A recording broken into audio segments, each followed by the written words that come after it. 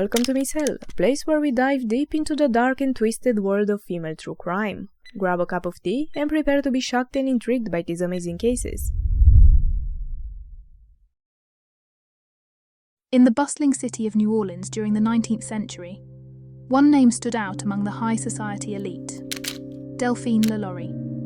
This seemingly charming socialite, born as Delphine McCarty in 1787, harboured a sinister secret that would shock the community and etch her name into the history of true crime. Her family. Oh, just your typical squad of high rollers, military bigwigs, government honchos, planters, merchants and land barons. Her father was no ordinary Joe. He got knighted as the Chevalier of the Royal and Military of St. Louis. And her mother. She was the hostess with the mostess, throwing epic bashes that lasted until the late hours. Madame LaLaurie practically grew up in a universe where luxury was the norm. Talk about a lavish upbringing. Delphine's journey into the upper class of New Orleans society began with her marriages. She dived into the marriage game at a mere 14. Her lucky first spouse, Ramon Lopez Angulo, a 35-year-old widower and Spanish crown officer, second in command to Louisiana's governor. They sealed the deal on June 11th, 1800. Having lost his first wife during the Spain to Louisiana journey, Ramon harboured resentment towards the crown. His rebellious streak cost him his high-flying position and, ultimately, his life. On January 11, 1805, Ramon's vessel ended on a Havana sandbar. Delphine, now pregnant, awaited his return in vain. After his demise, she welcomed their daughter, Marie Delphine, Francisca Borja Lopez y Angulo de la Candelaria, naming her in part after Ramon's late wife. A brief Havana pit stop for husband's burial and daughter's baptism, and Delphine returned home to a surprise. New Orleans now flew the American flag. As a young widow, it was no surprise that Delphine quickly remarried. On her 20th birthday, she wed Jean-Paul Blanc, an older Frenchman with a suspicious business portfolio. As Delphine had obtained estate from her mother's passing, it is believed that he viewed her inheritance as a financial opportunity. 10 years later, at 50, Blanc passed, leaving Delphine drowning in debt. To safeguard her assets, she had to forfeit communal properties, spending the next decade trying to fix her late husband's financial mess. In a twist of fate, her father's death in 1824 left her with a significant inheritance. Her next romance began like all the greats, at a chiropractor appointment. Delphine, grappling with family spinal issues, crossed paths with Dr. Louis LaLaurie in 1836. Romance blossomed, resulting in her pregnancy with their child, Jean-Louis Leonard LaLaurie. They officially tied the knot 5 months after the baby's birth, settling assets before heading to St. Louis Cathedral. This was important because Delphine was worth approximately $66,000 at the time.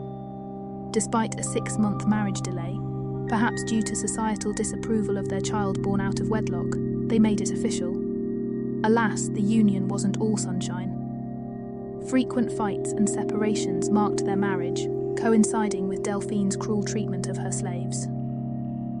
In 1831, she purchased lots on Royal and Hospital, later becoming the infamous haunted LaLaurie mansion.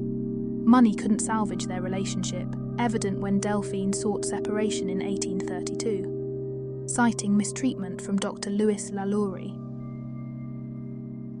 As Delphine's social standing skyrocketed, so did the whispers of mistreatment of her slaves. Rumours circulated through the opulent parties and masked balls in the LaLaurie mansion. Enamoured by her charm, society remained blissfully ignorant of the atrocities unfolding behind closed doors. Numerous locals recounted a chilling tale of a young girl meeting a tragic end at the LaLaurie mansion. According to the accounts, the girl believed to be named Leah fell from the mansion's roof while attempting to evade punishment. The narrative suggests that, while brushing Madame LaLaurie's hair, a snag led to the unfolding of this unfortunate incident.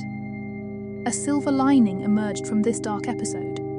It prompted an investigation into the LaLaurie's, culminating in their guilty verdict for illegal cruelty.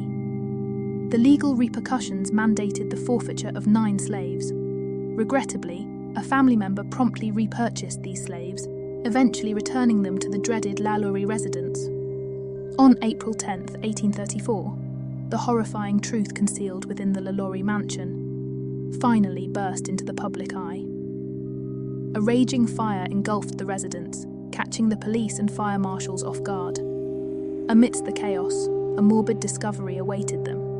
A 70-year-old woman, the longtime cook, was found shackled to the stove by her ankle. Shockingly, it was revealed that she intentionally ignited the fire, choosing flames over forthcoming punishment. While fighting the flames, firefighters and neighbours wanted to check the servants' quarters to make sure that everyone was safe from the fire. However, the LaLaurie couple unexpectedly refused to deliver the keys to the building, and they were forced to break down the door. Delphine's husband said, "Some people should stay at home rather than stick their noses in the privacy of others." Faced with the LaLaurie's unyielding obstruction, the decision was made to forcibly breach the door. The full extent of the horrors within the LaLaurie mansion unravelled at that moment. Chained and malnourished, slaves were found in various states of mutilation and torture. A woman wore an iron collar and was chained with heavy irons by the feet. A man had a large hole in his head, his body covered, from head to foot, with scars and filled with worms. A mulatto boy declared that he had been chained for 5 months, being fed daily with only a handful of meal and receiving every morning the most cruel treatment. None of the victims were identified by name. The rescued slaves were carried to the mayor's office at the Cabildo, where they were given medical treatment, food, and water. News of Madame LaLaurie's crimes spread shockwaves through the community, fueling the rage of local residents. A growing crowd around the mansion waited for the sheriff to come and arrest the guilty party, but all remained quiet within the house, and as the day passed and the officers of the law failed to appear, the people on the street grew increasingly angry. The newspapers reported that her successful escape from the hands of justice exasperated the populace. A mob formed, determined to bring down the infamous mansion. Their collective mission was to wreak havoc on anything within reach. Before authorities could intervene, the furious crowd had inflicted substantial damage, leaving the property in ruins. The once revered Delphine LaLaurie had become the city's pariah. However, in a twist that would rival any true crime narrative, Delphine managed to escape justice, slipping away as the enraged crowd pillaged the mansion. She fled to Paris. Her son-in-law managed to sell the Royal Street mansion for $14,000, less than half the original purchase price of $34,000. The LaLaurie mansion, once a symbol of opulence, now stood as a haunting testament to the horrors within. Restored and preserved, it serves as a chilling reminder of a woman whose name is forever associated with unspeakable cruelty.